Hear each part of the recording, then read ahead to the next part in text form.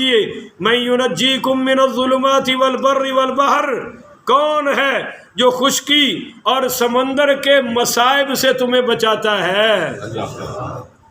سورہ عنکبوت میں بھی آپ یہ سن چکے ہیں کہ فَإِذَا رَكِبُوا فِي الْفُلْكِ دَعَوُا اللَّهَ مُخْلِصِينَ لَهُ الدِّينَ، جب وہ کشتیوں پر سوار ہوتے ہیں نا اور طوفان زیادہ گھیر لیتا ہے تو پھر صرف رب کو پکارتے ہیں۔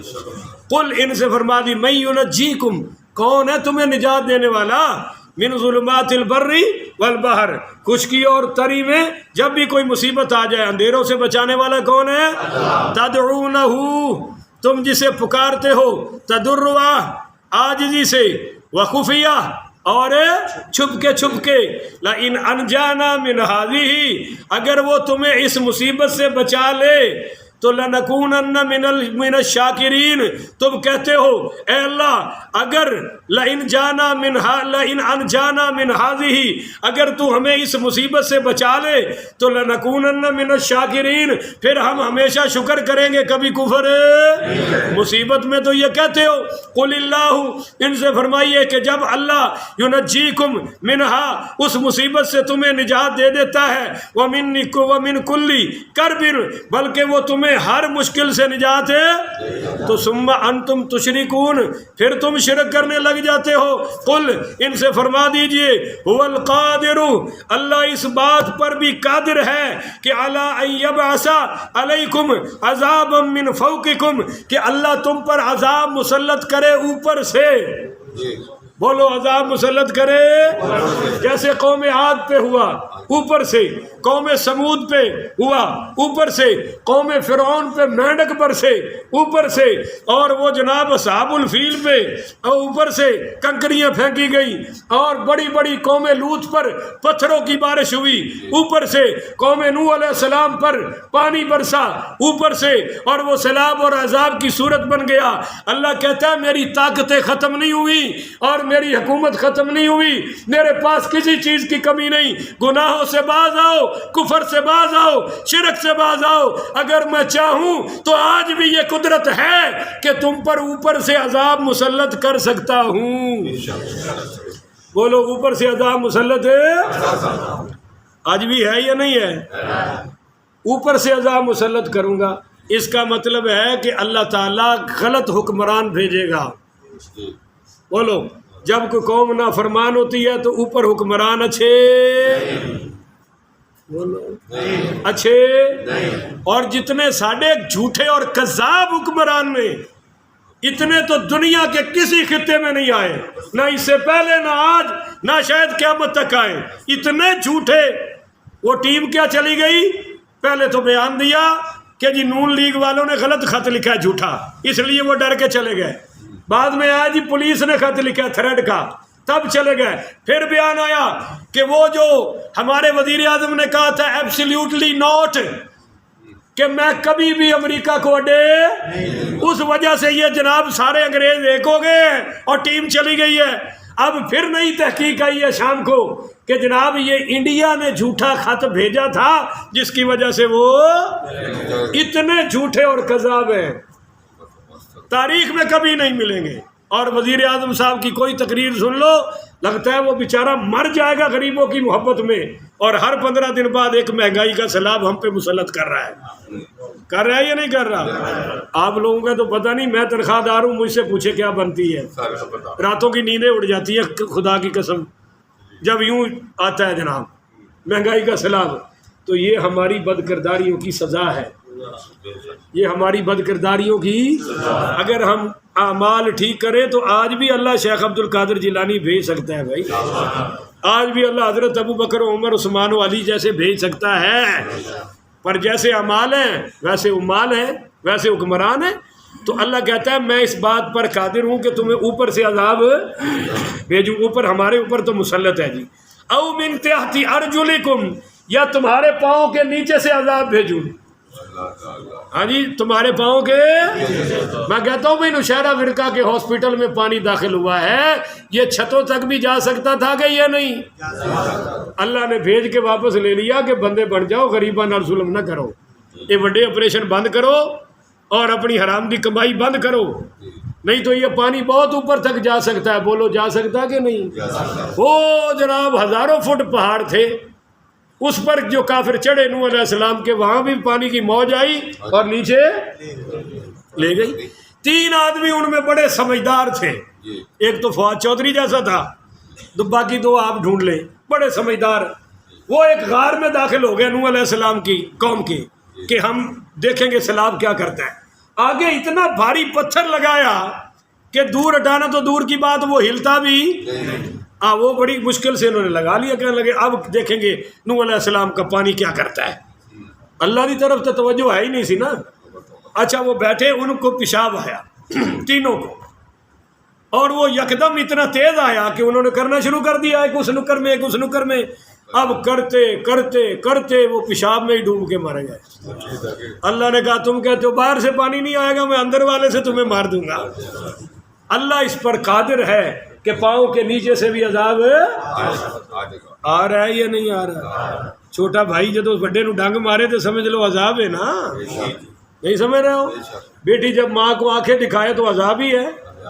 بیٹے نو جدو پیو چنگا نہ لگے، نہیں سمجھے ہو، کہن کدو ابا مرے گا، آگ 4 کمرے ہی لب جان، 4 مرلے ہی لب جان، ابا مرے گا کدو، انہیں ساڈا جینا حرام کیتا ہے. تو سمجھ لو یہ عذاب ہے. بولو یہ اچھا جی اگر اوپر نیچے سے نہ آئے، او یلبسکم شیعا، اللہ کہندا پھر سب تو بڑا عذاب ہے تو شیعہ بنا دے گا. ہن کالے نو پوچھو اِنَّ مِن شِیعَتِهِ ابراہیم، اسی ابراہیم دے شیعہ. میں کہا بھی تو تھوڑا ہی ذکر ہے. نہیں سمجھے تو ستے پے ہو. یہ ہوں جڑا شیعہ سنے گا انہوں لگے گی آگے تمہیں کچھ نہیں ہونا. او یلبسکم شیعا، یا پھر میں تمہیں ایسا عذاب دوں گا کہ شیعہ تم ٹکڑے ٹکڑے ہو جاؤ گے. بولو تم. اور دیکھو نا بھائی، کلمہ ایک ہے، قرآن یار بولتے جاؤ نا، اور مذہب اسلام ایک ہے، اللہ رسول ایک ہے، مگر پھر بھی ہم مسلمان ایک ہے. یا نشہرہ والے سارے ہی کوئی نہیں بول دے نہیں ہو. اتنے بھی فرقہ واریت ہے یا نہیں ہے؟ اور ٹکا کے ہے. عجیب بات ہے.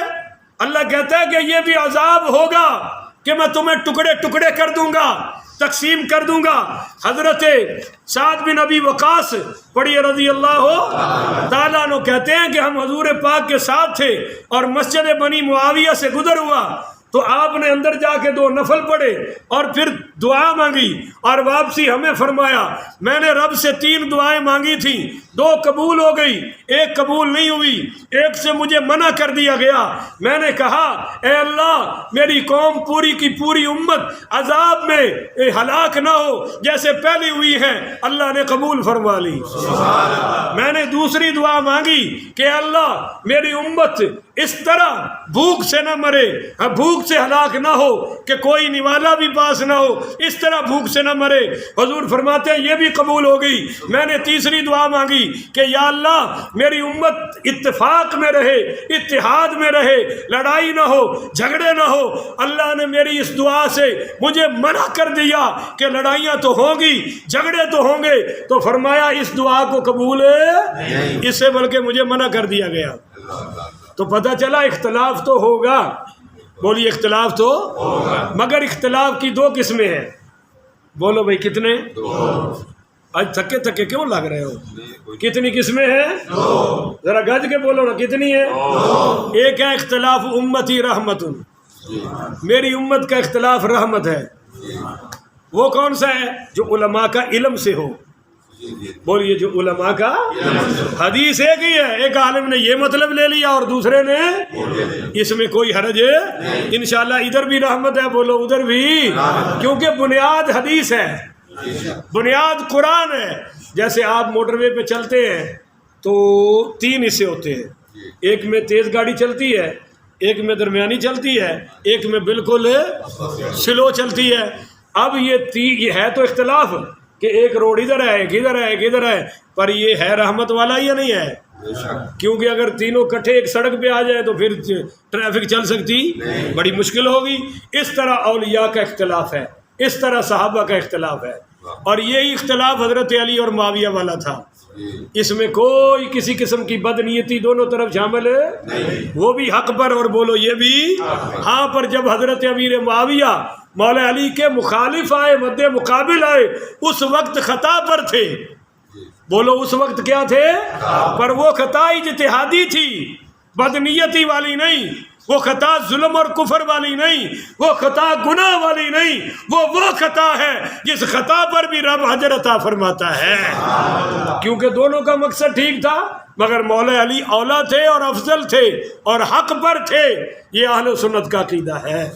مگر حضرت امیر معاویہ باطل پر، یہ اختلاف تو ٹھیک ہے، ایک اختلاف اور ہے، اس کی مثال دیتا ہوں، اس کی بڑی نحوست ہے، بولیے اس کی بڑی۔ اللہ تعالیٰ اس کے بارے میں یہ فرما رہا ہے قرآن میں کہ وَلَا تَنَازَعُوا، آپس میں تنازع نہ کرو، فَتَفْشَلُوا وَتَذْهَبَ رِيحَكُمْ، اگر کرو گے تو تمہیں بزدلی آ جائے گی اور اللہ تمہاری ہوا اکھاڑ دے گا، تمہارا روب کسی پر قائم ہے۔ حضرت سیدنا ابو ہریرہ پڑھیے رضی اللہ تعالیٰ عنہ کہتے ہیں کہ ایک بار حضور پاک صلی اللہ علیہ وسلم نے فرمایا ابو ہریرہ کھانے کے لیے کچھ ہے؟ تو میں اپنا توشہ دان حضور کے آگے پیش کر دیا، ٹھیک ہے۔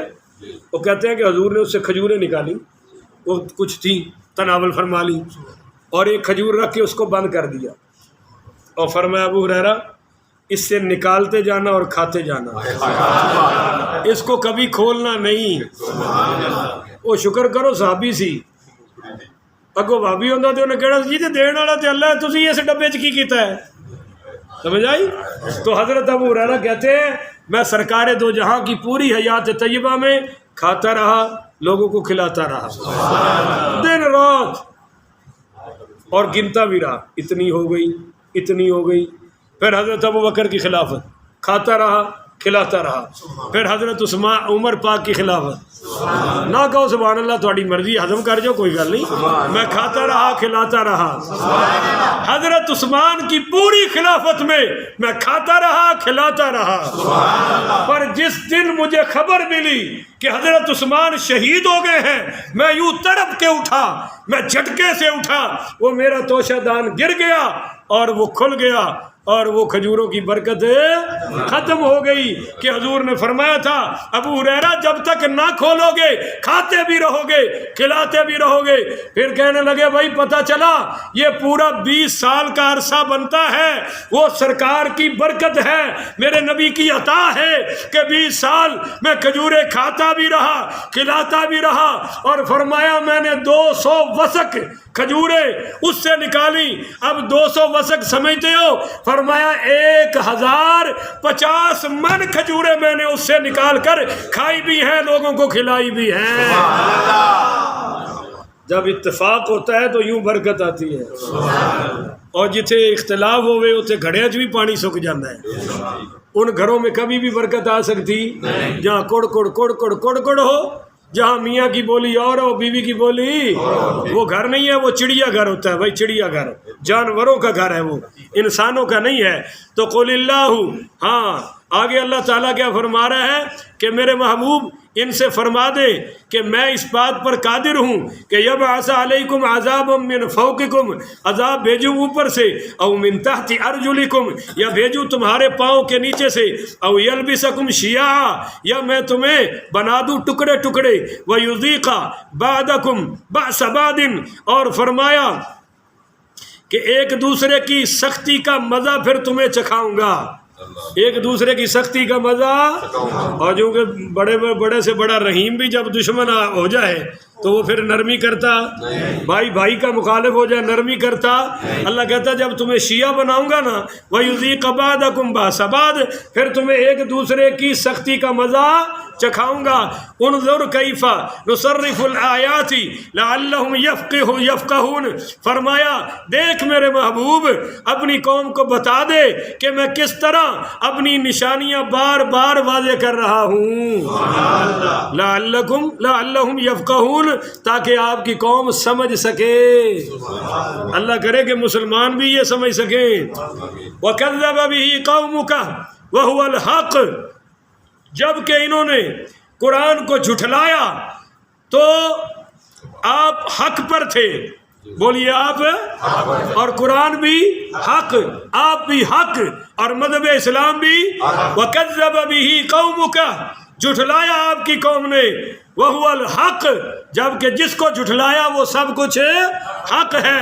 قل، ان سے فرما دیجئے، لست علیکم بوکیل، کہ میں تم پر نگران نہیں ہوں، بولو میں تم پر نگران، وہ کہتے تھے نا لا عذاب، توڑ جیڑی لت توڑنی ہے، کٹ جیڑا سپ کڑنا ہی، اس کے جواب میں آیا کہ میں تم پر اس قسم کا نگہبان، لست علیہم بمسیطر، میں تم پر کوئی تھانے دار بن کے نہیں آیا، لکل نبأ مستقر، ہاں ہر خبر کے ظہور کا ایک وقت ہے، ہر خبر کے ظاہر ہونے کا ایک، جس عذاب کو تم مانگ رہے ہو وہ بھی آئے گا، وقت مقرر ہے، موت مانگتے ہو تو وقت مقرر ہے، وہ بھی آئے گی۔ بعض لوگ بڑا کہتے ہیں او جی تو راتی سوئے تو صبح اٹھے ہی نہ، انشاءاللہ تینوں اگلا سا ہی نہ آوے، میں کہ جو مرضی کر لے جڑے رب نے لکھے نے وہ نہیں گھٹ دے، بولو وہ کام ہو سکتے؟ ہاں، نیک بندے کی دعا کا اثر ضرور ہوتا ہے، بولو نیک بندے کی دعا کا۔ امام کعبہ عبد الرحمن سدیس، اللہ ان کو صحت والی لمبی زندگی عطا فرمائے، سب کہہ دو بھائی آمین۔ وہ ماشاءاللہ جب قرآن پڑھتے ہیں تو کعبے میں بھی نور علی نور ہو جاتا ہے، اور آج کل وہ اکثر مغرب کی نماز پڑھاتے ہیں، اور مغرب میں وہ سورۃ الاعلیٰ پڑھتے ہیں، سبح اسم ربک الاعلیٰ، اور رونقیں لگ جاتی ہیں، دل کرتا ہے کہ اللہ کرے یہ 10 پارے بھی پڑھ دے، بندے کو تھکاوٹ ہے۔